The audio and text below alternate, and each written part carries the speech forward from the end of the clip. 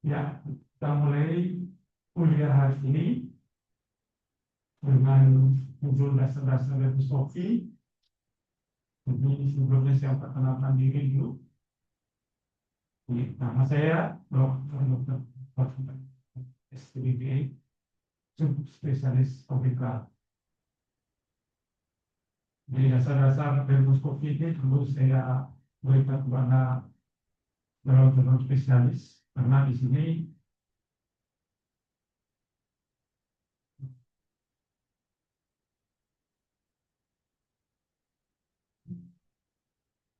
ya karena dasar-dasar endoskopi ini termasuk di level kompetensi 4 ya. Jadi Anda sebelum melakukan pemeriksaan endoskopi, jadi Anda harus tahu dulu dasar-dasar bagaimana cara pemeriksaan endoskopi dan bagaimana membedakan antara tumor tina dan ganas. Dasar-dasar endoskopi ini untuk menegakkan diagnosis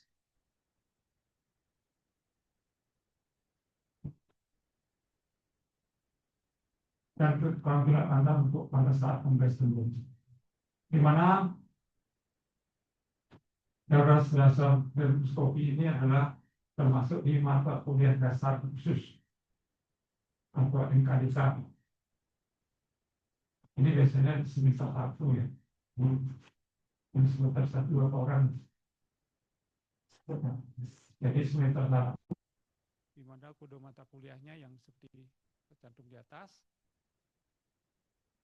Tujuan umum di mana Anda harus memiliki kompetensi akademik dan keterampilan profesional di bidang dermatologi dan venerologi. Tujuan khususnya ini ada 3 ya. Peserta didik memiliki keterampilan profesional dalam penggunaan teknologi dan alat diagnostik.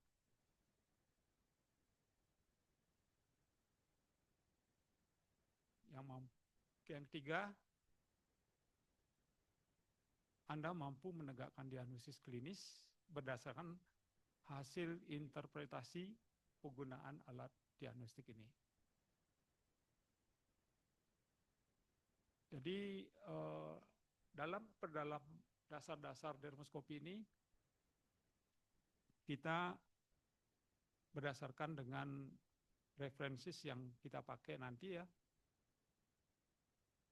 adalah 3 referensi, yaitu yang pertama Handbook of Dermoscopy, kedua Fitzpatrick Dermatology, di sini yang terbaru edisi yang ke-9 ya, dan Andrews Disease Skin. Jadi 3 ini ya, karena nanti yang saya jelaskan hanya inti-intinya yang penting-penting saja, nanti untuk lain-lainnya dibaca di 3 referensi ini. Dan perlu saya ingatkan juga, selain dari 3 referensi yang dipakai untuk dasar-dasar dermoskopi ini, Anda juga harus menguasai PKK dan P3K itu yang pedoman diterbitkan oleh Perdoski ya, tahun 2024. Itu untuk patokan juga untuk ujian nasional, selain di referensi yang 3 ini. Jadi yang dikeluarkan tahun 2024 PPK dan PKK ya. Jadi perlu itu juga dibaca untuk persiapan ujian nasional. Ini kan hybrid ya, jadi yang mungkin nanti kelasnya ada yang masih di poli, mungkin ada yang di ruangan.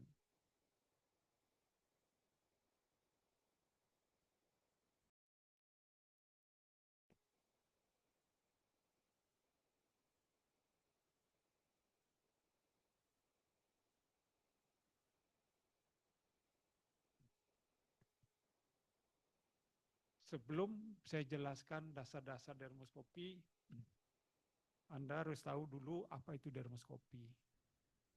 Dermoskopi itu dermatoskopi epiluminescent mikroskopi, ya, di mana suatu tindakan non-invasif untuk melihat struktur kulit yang lebih dalam, sehingga bisa digunakan untuk menegakkan diagnosis lesi berpigmen maupun lesi yang tidak berpigmen secara cepat. Di mana hasil dari interpretasi itu harus disesuaikan ya dengan gambaran klinis secara makroskopik juga. Jadi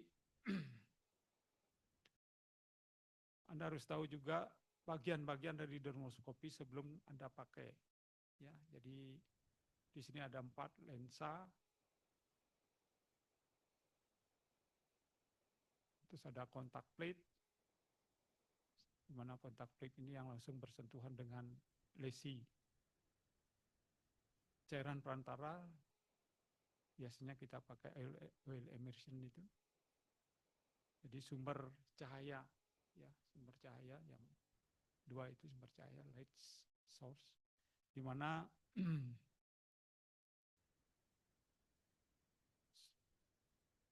sumber cahaya dan kaca pembesar, di mana kaca pembesar itu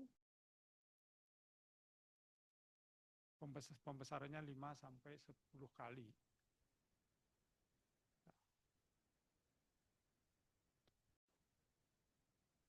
Kontak plate yang sudah tadi yang di bawah yang kontak langsung dengan lesi ya. Dipakai juga cairan perantara ya. Cairan perantara itu biasanya oil immersion itu. Itu gunanya untuk memperjelas. Biasanya kalau oil immersion disentuhkan dengan sinarnya itu lebih jelas kelihatannya. 80% cahaya itu direfleksikan oleh stratum corneum.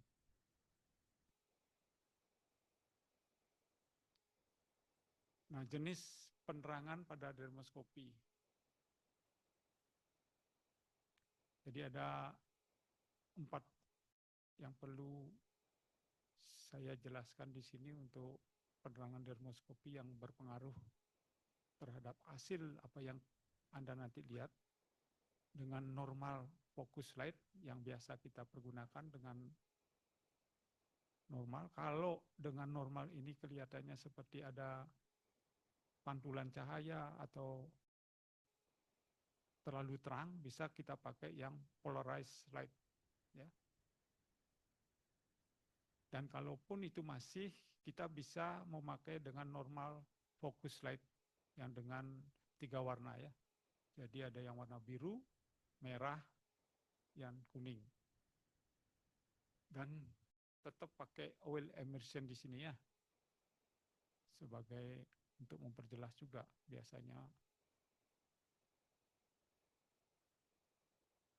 kita pakai untuk pemeriksaan dermoskopi. Secara garis besar, fungsi dermoskopi secara umum ini ada 5.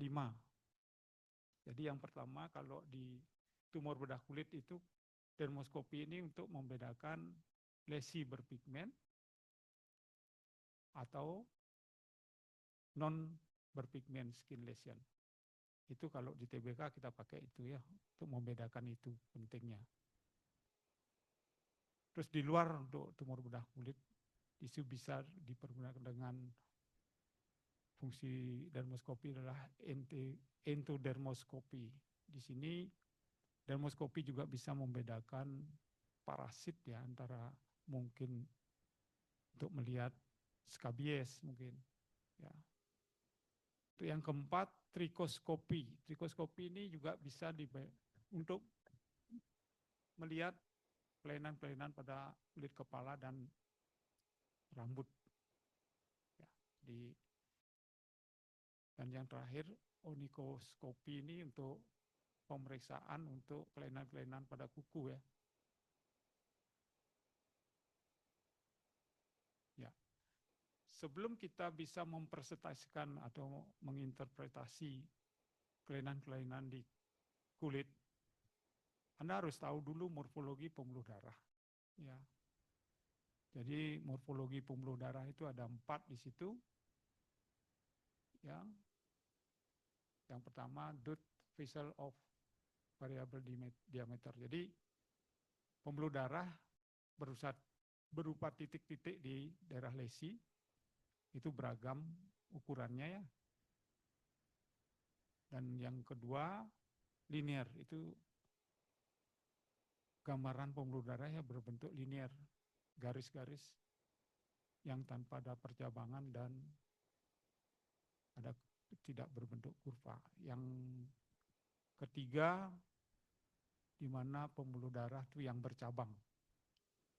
Dan keempat, pembuluh darah yang berbentuk kurva. Jadi itu ada morfologi yang perlu dilihat, ada 4 morfologi yang nanti Anda bisa bedakan itu ya, untuk sebelum kita menginterpretasi hasil dari apa yang Anda lihat nanti di dermoskopi. Selain kita juga harus melihat distribusi jadi pembuluh darah. Kalau distribusi yang perlu dilihat di sini adalah di lesi itu regular, itu penyebaran merata dia. Yang A, walaupun yang dot maupun yang linear itu merata di semua lesi biasanya. Yang periferal biasanya pembuluh darah itu mengumpul di daerah perifer lesi ya. Jadi yang B itu daerah perifer, walaupun yang dot maupun yang berbentuk kurva maupun yang linear. Yang C itu patchy. Jadi distribusinya tidak merata dia, ya. Penyebarannya tidak merata, ada yang mengumpul di bawah, di atas, itu berbeda-beda dia tempatnya. Kalau yang terakhir itu retikuler. Dimana kalau retikuler itu biasanya dia akan membentuk seperti jaring ya, seperti sarang laba-laba. Jadi yang itu yang perlu Anda tahu, distribusi pembuluh darah yang harus bisa sebagai dasar untuk menginterpretasikan nanti. Selain pembuluh darah, sekarang kita harus melihat warna dari sekuama ya. Di sini ada 3 warna sekuama yang bisa untuk membedakan ada warna putih, kuning, dan coklat. Jadi 3 warna ini juga bisa membedakan hasil interpretasi Anda nanti pada saat kita memeriksa dermoskopi.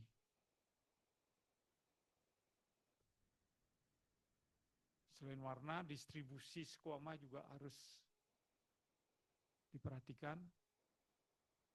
Distribusi sekuama itu adalah difus, jadi merata di semua lesi. Sentral, jadi sekuama itu ada di tengah-tengah lesi ya. Dan periferal itu sekuama yang mengumpul di perifer ya, di pinggir-pinggir lesi ya. Terus yang terakhir biasa distribusinya patchy. Patchy itu ya tidak merata penyebarannya.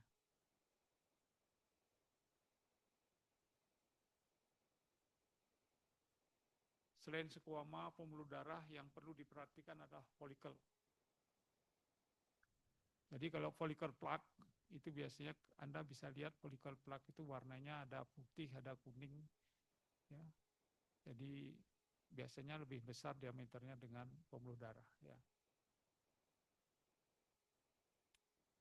Follicular red dots ya, folikel yang warnanya merah, di situ juga bisa ada terjadi perdarahan juga bisa di dalam folikel.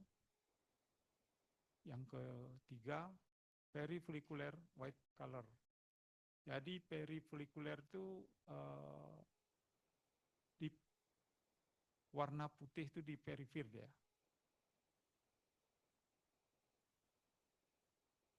Di perifirnya ya.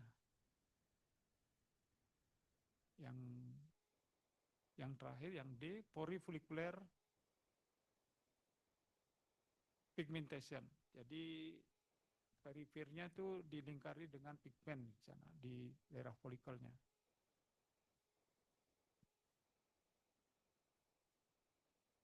Struktur lain yang perlu juga saya jelaskan sedikit di sini. Kalau yang warnanya yellow, di sini ada deposit lipid di dermis retikuler. Black, ada melanin di stratum corneum, ya, itu sudah dijelaskan di situ. Brown, melanin di stratum basal, epidermis dan atau dermis superficial. White, tidak adanya melanin di sini atau terjadi atrofi atau fibrosis itu ya, kalau dia warnanya putih. Gray, melanin bebas atau melanofag atau pigmen akronotik di papillary dermis. Red, darah pada pembuluh darah atau perdarahan di sekitar lesi juga bisa. Kalau warna biru, itu melanin di dermis retikuler. Karena ada efek tindal. Jadi efek tindal itu dia terbentuk oleh karena biasnya cahaya, oleh karena penumpukan spesimen di daerah-daerah itu ya. Dan oranye, granuloma dermis, infiltrasi sel yang padat, deposit hemosiderin di dermis. Dan terakhir yang purple, ekstravasasi eritrosit. Di situ kan terlihat itu seperti purpuranya ya.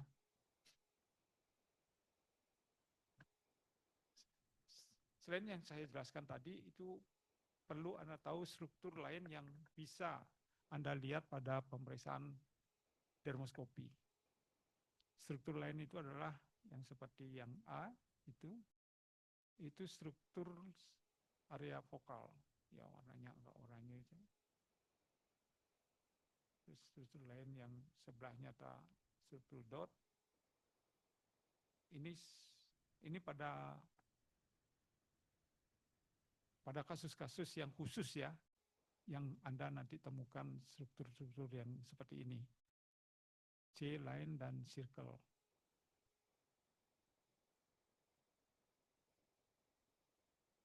Nah, gambaran spesifik.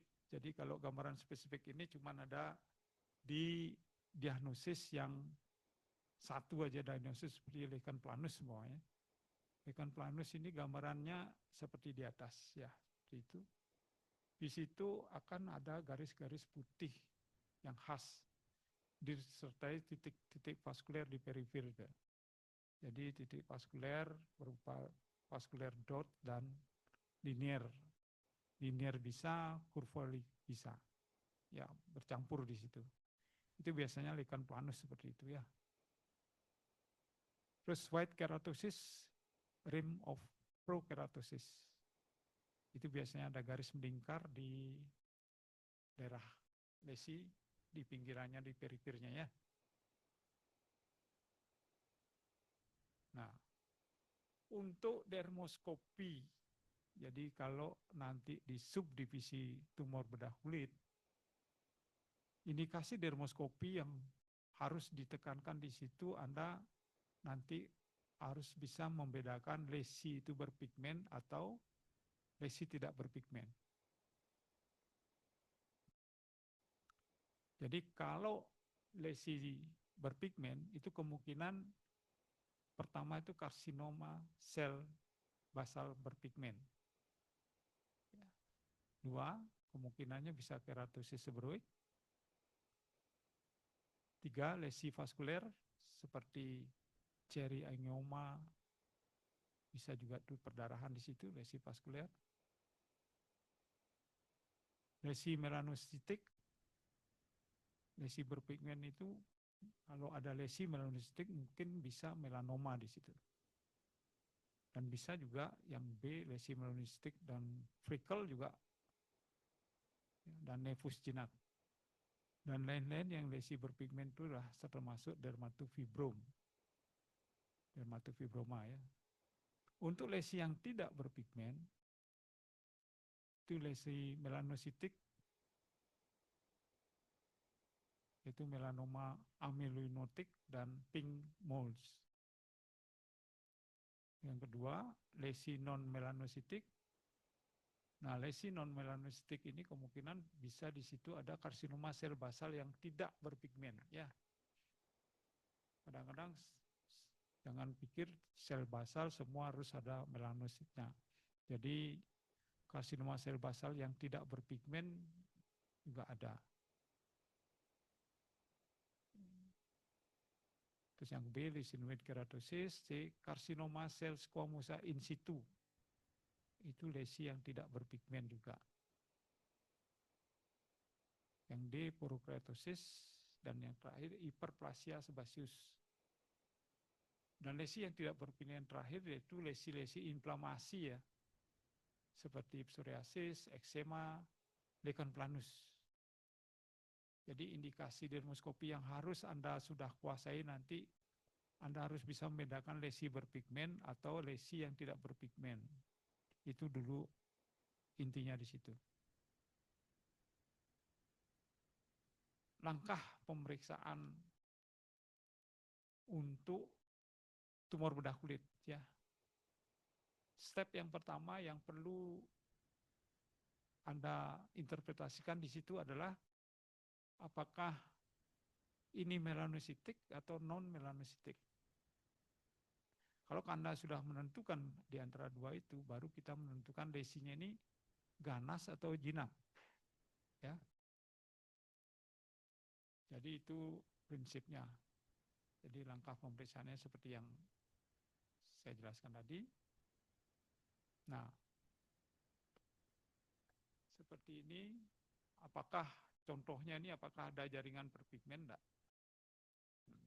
Ini yang pertama itu gambarnya poliretikuler.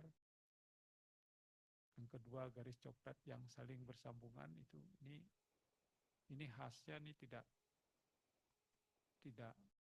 ganas ya. Terus terlokalisasi atau difus. Jadi ini semua gambarannya simetris ini ya. Apakah ada globul, ada coklat atau hitam yang berkumpul? Sini ada melanosit yang berkumpul, kumpulan hitam atau coklat. Dan yang kedua, apakah ada struktur hitam atau coklat yang berbentuk oval atau lingkaran? Ini jelas ya, jinak semua yang begini-begini. Karena ini simetris juga.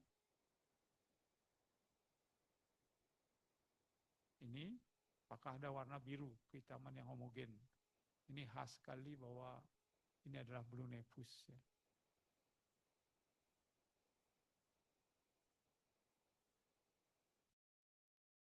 Dan ini biasanya di pada telapak kaki, telapak tangan ini ada pola paralel pada telapak kaki tangan. Ya. Nah, 3 poin checklist untuk melanoma ini khusus melanoma yang saya tekankan di sini, walaupun jarang, tapi Anda nanti sebagai dokter spesialis kulit minimal harus sudah mengenal 3 poin checklist untuk melanoma.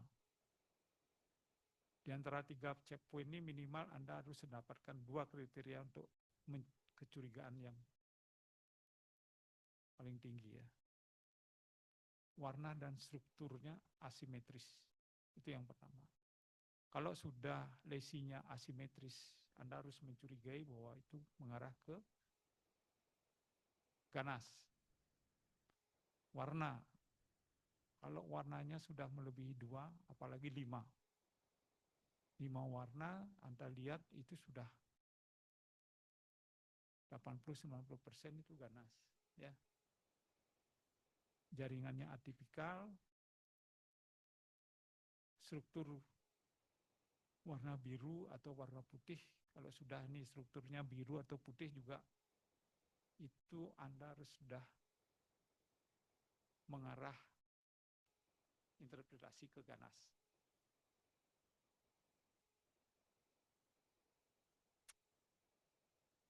Kalau yang non-melanositik, jika tidak ada gambaran seperti pada melanositik, disebut non-melanositik. Jadi kalau tidak ada yang non-melanositik itu biasanya lebih banyak adalah keratosis seborrheic. Yang kedua, karsinoma sel basal yang berpigmen. 3, dermatofibroma. Dan yang terakhir adalah biasanya itu yang non-melanositik adalah lesi vaskuler. Ya, menentukan lesi ganas atau tidak. Yang ini jelas jinak, ya. Kenapa jinak? Warnanya cuma satu semuanya. Dan itu pola pigmennya adalah simetris. Itu khas sudah jinak semua, ya. Kan sudah tahu kan menentukan simetris apa enggak itu dulu. Ya, kalau Anda sudah tahu apa yang diinterpretasikan simetris, kalau sudah simetris ini kan kalau di garis lurus tengah-tengah ya sama. Ya. Pola pigmennya juga simetris ya. Dan lihat warnanya itu satu warna kebanyakan ya. Jadi ini sudah jelas jinak sebenarnya. Nah, untuk keganasan, jadi struktur ataupun warnanya asimetris. Itu yang pertama. Kalau sudah Anda melihat pertama sudah struktur atau warnanya asimetris, Anda sudah akan mengarahkan semua itu ke sebagian besar ke ganas. Kedua, struktur melanositik jaringan ada globul yang berkumpul ya.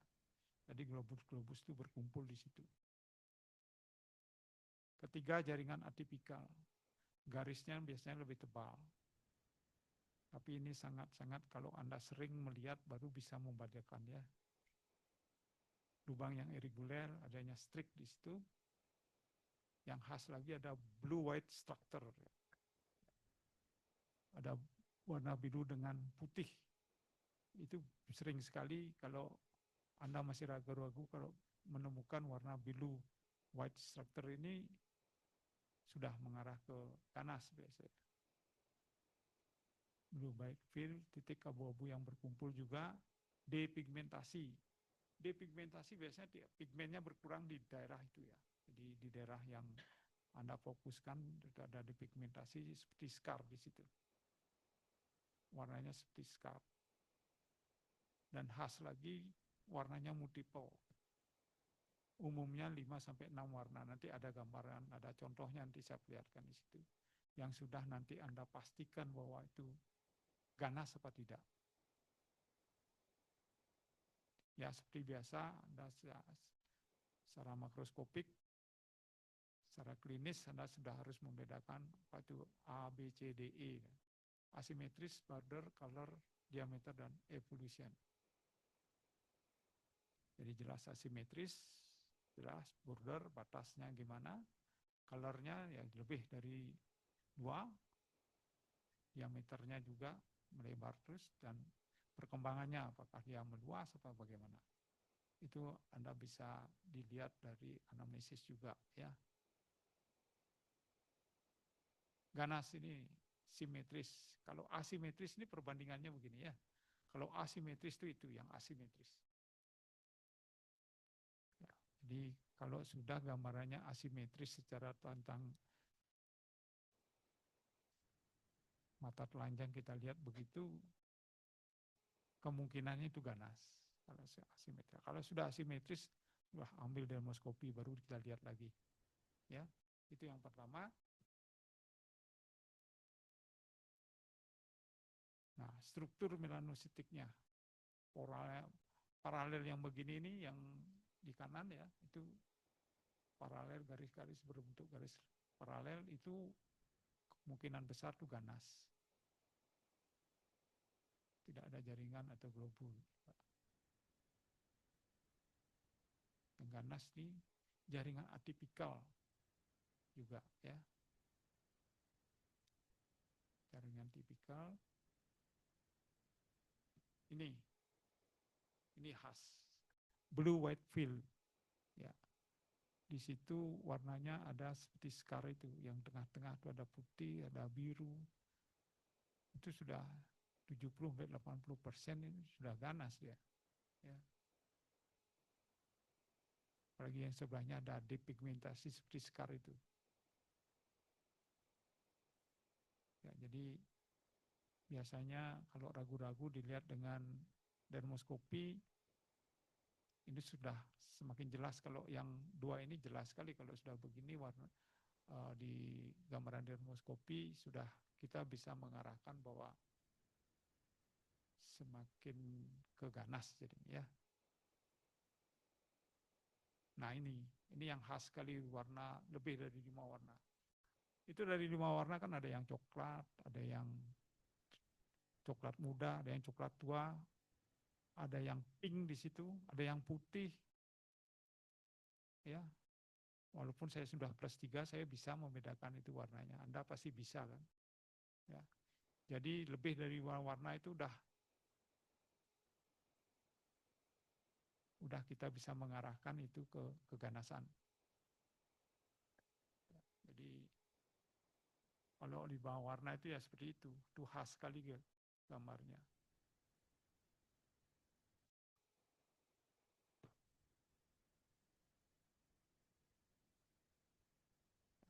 Yang terakhir kesimpulan. Jadi untuk pemeriksaan dermoskopi dasarnya adalah pada saat Anda melakukan pemeriksaan dermoskopi, Anda harus bisa membedakan bahwa lesi ini melanositik atau tidak. Itu yang pertama. Kalau tidak, itu pasti keratosis seborrheic.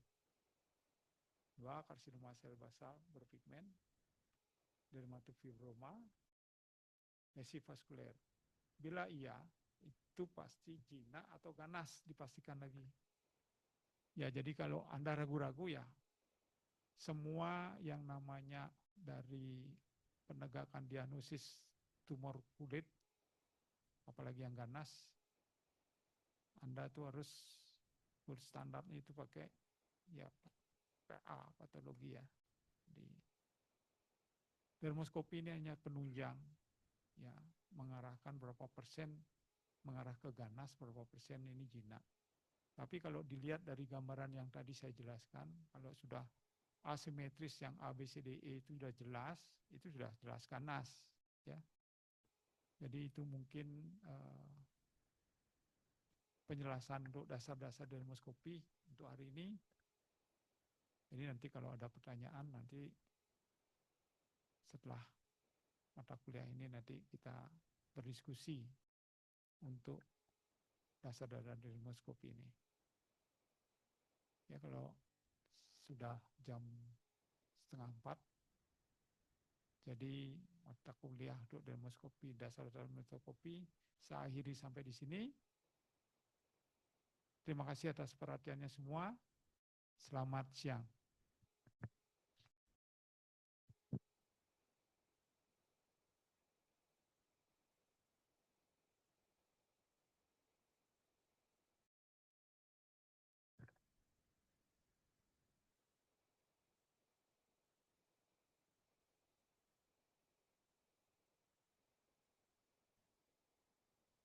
Jadi ada pertanyaan? Ya, silakan Dr. Stefanus. Selamat siang dokter, terima kasih atas kesempatannya. Mohon izin memperkenalkan diri, saya Stefanus. Mohon izin, saya memiliki satu pertanyaan. Apakah ada merek atau jenis dari dermoskopi yang dapat digunakan dengan baik atau memiliki standar yang baik dalam praktek dermatologi? Terima kasih dokter. Dermoskopi itu memang macam-macam ya. Jadi ada kalau saya tahu itu ada 4 merek, ya, 4 tipe juga ada. Jadi tergantung juga yang paling terakhir itu memang pembesarannya tidak 5-10, bisa 2 kali itu. Ya, jadi kalau yang saya punya ya 5-10, itu sudah cukup untuk menentukan. Ya, Jadi dermoskopi yang paling canggih sekarang itu kan yang langsung bisa ke laptop itu, yang besar. Pembesarannya juga bisa 2 kali lipat. Aja. Ya, ya. Sekarang yang masih paling bagus kan masih Downlight itu. Downlight, jadi setiap tahun itu Downlight itu harus ada perkembangannya itu. Ya, jadi bisa berapa piksel dia gambarnya itu. Jadi setiap tahun akan semakin tinggi kualitas gambarnya. Jadi kita tidak bisa sekarang kalau standar sih yang 5-10 udah bisa. Kalau menurut saya ya sudah cukup. Toh juga harus dikonfirmasi ya dengan PA juga. Ya, ini kan dermoskopi ini untuk kecenderungannya untuk mengarahkan bahwa ini ganas. Jadi apalagi kita yang ada di Bali ini agak sulit karena walaupun kita mengetahui itu ganas, kadang-kadang kita perlu PA. PA juga sekarang Dr. Herman itu tidak cukup, dia tidak bisa memastikan bahwa ini melanoma apa enggak. Ya saya selama di Bali ini udah 4 menemukan melanoma, Dr. Herman belum jelas dia.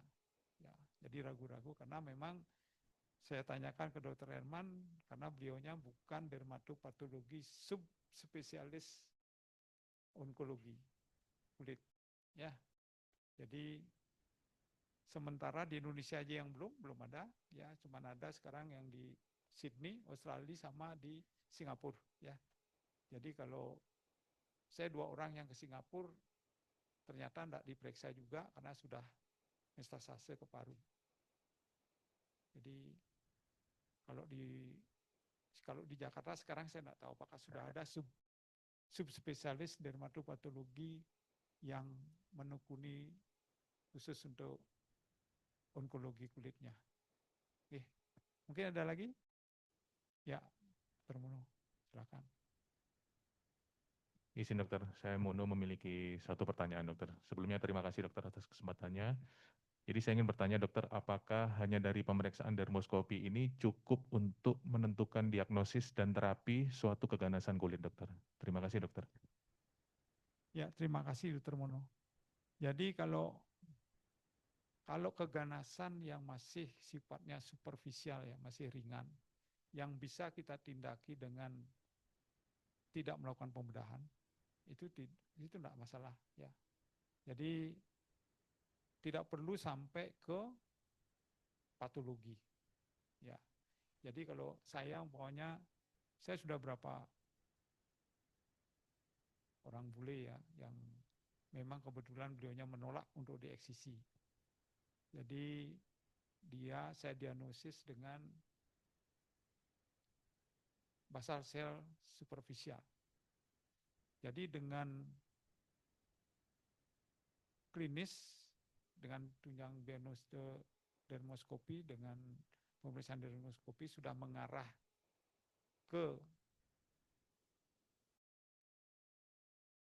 basal sel yang superficial. Jadi bisa kita melakukan tindakan itu. Ya. Itu memang sebaiknya memang inti dari penegakan diagnosis itu gold standarnya ya patologi ya, PA. Tapi tergantung kita aja ya. Jadi saya beberapa pasien yang memang saya diagnosis dia superficial yang bisa dilakukan tindakan dengan liquid nitrogen ya enggak perlu. Toh juga dia juga tidak menuntut selama pasien itu tidak menuntut kepastian ya. Kalau pasien itu menuntut kepastian pastinya apa? Ya dengan itu harus PA dia. Ya, jadi kita harus melakukan eksisi juga. Jadi eksisi, kalau eksisinya diameter di bawah 1 cm itu biasanya langsung aja diangkat, langsung di PA. Jangan di biopsi dulu, baru ntar sudah positif, baru kita eksisi lagi, jangan sampai melakukan tindakan 2 kali. Ya, kalau bisa kita melakukan tindakan sekali kita angkat. Tapi kalau memang yang luas dan kita curiga itu melanoma, itu harus kita lakukan patologi PA, pemeriksaan PA. Ya, tapi kalau tidak luas bisa tanpa PA, ya kalau apalagi pasiennya menolak. Kadang-kadang pasien kalau orang bule itu pasti dia tanyanya berapa bayarnya pemeriksaan PA. Pemeriksaan PA itu sama dengan pembayaran untuk tindakannya kan gitu. Ya, jadi tidak harus, yang penting diagnosisnya itu yang tumor kulit yang ringan. Tumor kulit tapi yang ringan ya. Tapi yang berat yang memerlukan kepastian, apalagi pasiennya nuntut kepastian. Kita tetap harus melakukan tindakan atau melakukan pemeriksaan patologi itu. Ya, mungkin ada lagi?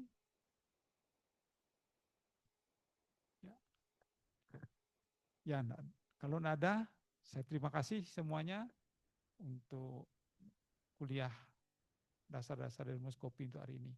Mungkin nanti kalau ada yang lebih, harus lebih dibaca, ini kan dasar yang Anda sementara harus tahu ya. Jadi nanti yang lebih spesifik ya baca di buku yang tadi itu, handbook dermoskopi ya. Ya, kalau tidak ada pertanyaan, saya tutup kuliah dasar dermoskopi hari ini. Saya ucapkan selamat sore.